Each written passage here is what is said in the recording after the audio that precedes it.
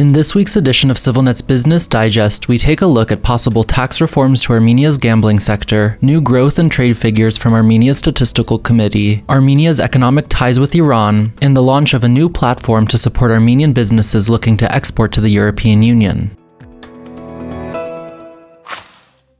Armenians have gambled over 4 trillion drams, or more than $10.5 billion, in the first 9 months of the year, according to new numbers from the Finance Ministry. That surpasses the total sum of money gambled in Armenia for all of last year. The growth in gambling comes despite government efforts to tackle the issue, such as by banning advertisements for betting websites. Armenia's Finance Ministry this week tabled a proposal to increase taxes on gambling companies. If passed, the new legislation would tax gambling companies 175 million drams per 100 billion drams bet. The ministry says it expects the changes would raise an additional 12 billion drams, or about $30.5 million, in additional tax revenues for the government. The current legislation taxes gambling companies a set fee of 600 million drams, or roughly $1.5 million per year.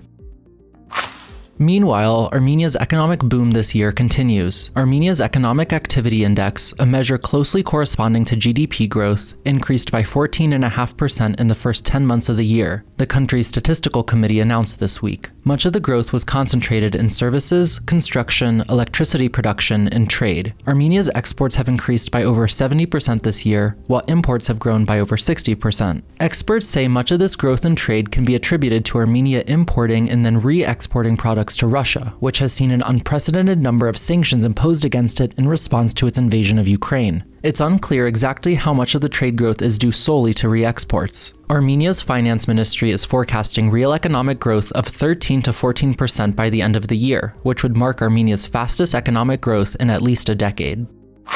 Armenia's economic ties with Iran have also bloomed this year. Armenia's trade with Iran has increased by more than 45% since last year, Yerevan's commercial attaché in Tehran said this week in an interview with the Armen press news agency.